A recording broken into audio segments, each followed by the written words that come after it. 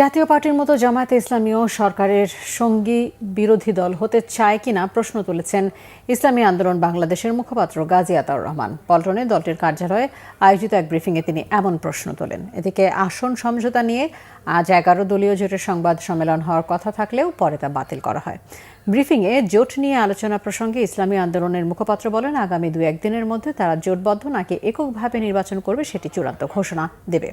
বলেন, প্রতিকূলতা সত্ত্বেও শেষ পর্যন্ত জোট টিকিয়ে রাখতে চেষ্টা করবে ইসলামী আন্দোলন। আতিকুর রহমান আরও বলেন, জোটের শরিকরা একে অন্যকে ছাড় দিয়ে মনোনয়ন জমা দিলেই কেউই ইসলামী আন্দোলনের প্রার্থীদের কোনো আসনে ছাড় দেয়নি। তারপরও সমঝোতা চূড়ান্ত করার আলোচনা এখনও চলমান রয়েছে। বলেন, ফেব্রুয়ারির 12 তারিখের আগ পর্যন্ত রাজনীতির মাঠে যে কোনো কিছুই হতে পারে।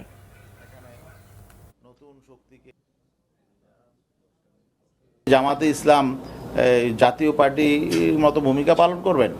জাতীয় পার্টি যেমন আওয়ামী লীগের সাথে সরকারেও ছিল, আবার বিরোধী দলেও ছিল, তাহলে কি এই জাতীয় কোনো ডিজাইনে তারা যাচ্ছেন? এটা নিয়েও কিন্তু আমাদের মধ্যে একটা শঙ্কা আছে। অন্যান্য সমমনা আমাদের যে রাজনৈতিক দল যাদেরকে নিয়ে আমরা পথ চলা শুরু করেছিলাম, তাদের সাথেও আমরা পরস্পর যোগাযোগ করছি। আমাদের আলোচনা চলমান আছে। আমরা চাচ্ছি যে মানুষের মধ্যে যে আগ্রহ তৈরি হয়েছিল, মানুষের প্রত্যাশা কীভাবে বাস্তবায়ন করতে পারবো, এটা নিয়ে আমরা এখনো পর্যন্ত আলাপ আলোচনা চালিয়ে যাচ্ছি।